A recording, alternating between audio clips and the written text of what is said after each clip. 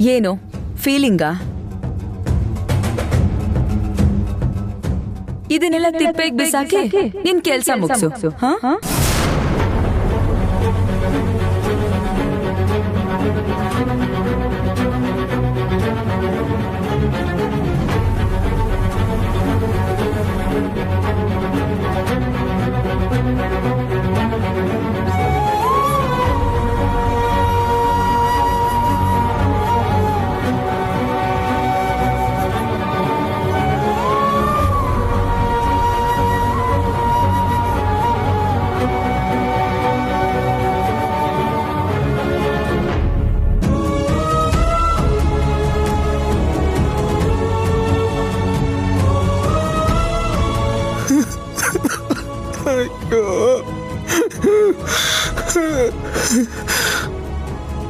ನಮ್ ಶಿವಣ್ಣ ರಾಜ್ ನಂಗಿದ್ದವನು ಆ ಜ್ಯೋತಿಯಿಂದಾಗಿ ಮನೆ ಹಾಳಾಗ್ಬಿಟ್ಟವನೆ. ನಾನು ಬತ್ತಿರೋ ಕೋಪಕ್ಕೆ ಅವಳನ್ನ ಇಲ್ಲ, ಹಿಂಗೆ ಬಿಟ್ರೆ ಸರಿ ಹೋಗಿಲ್ಲ. ಇದನ್ನ ಮೊದಲು ತಿಳಿಸ್ಬೇಕು.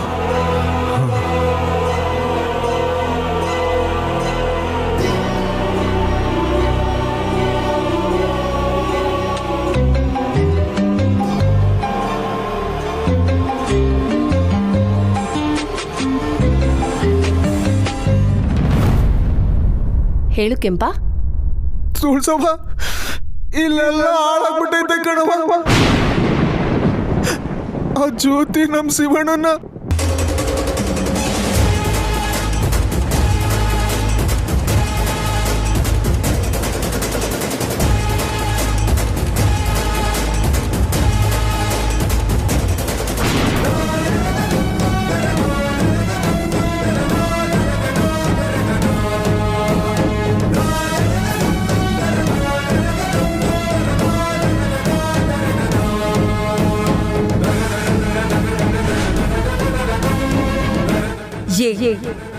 ಇದು ಒಂದು ಕಾರಣ ಸಾಕು ಕಣೋ ನಿನ್ನ ಈ ಮನೆಯಿಂದ ಆಚೆ ಹಾಕೋಕೆ.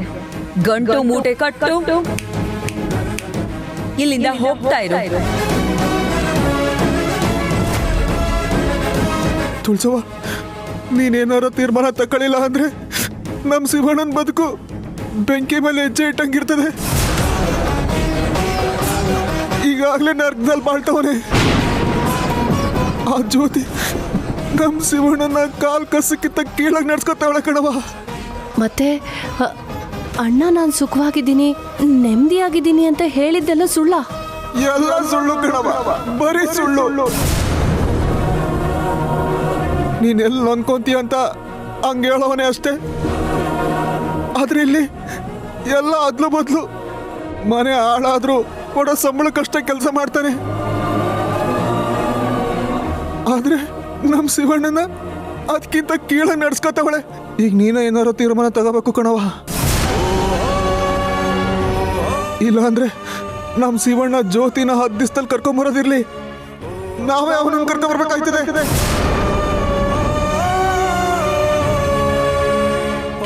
ಜ್ಯೋತಿ ಮನೆ ಆಚೆ ನಿಂತಿದ್ದೀನಿ ಕಣವ. ಇರಕ್ಕೂ ಆಗ್ದೆ ಹೋಗಕ್ಕೂ ಆಗ್ದೆ ಒದ್ದಾಡ್ತೀವಿ ಕಣವ. ಕೆಂಪ, ಆ ರೀತಿಯೆಲ್ಲ ಏನೂ ಆಗಲ್ಲ, ಎಲ್ಲ ನಾನು ನೋಡ್ಕೋತೀನಿ, ನೀನ್ ಅಲ್ಲಿಂದ ಹೊರಡು. ಅಲ್ಲ ಕಣವ, ನಮ್ ಶಿವಣ್ಣ. ನೀನ್ ಅಲ್ಲಿಂದ ಹೊರಡು ಅಂತ ಹೇಳಿದ್ನಲ್ಲ. ಸರಿ ಕಣವ.